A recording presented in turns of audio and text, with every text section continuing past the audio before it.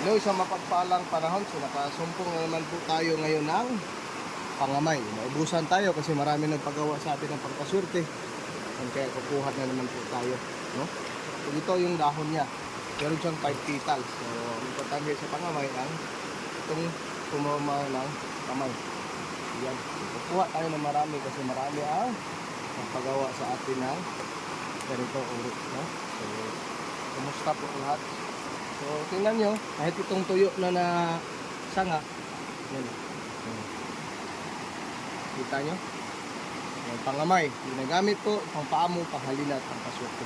Napapansin nyo, tayo po mismo talaga ang kukuha sa area, no? Para po, mas maging epektibo.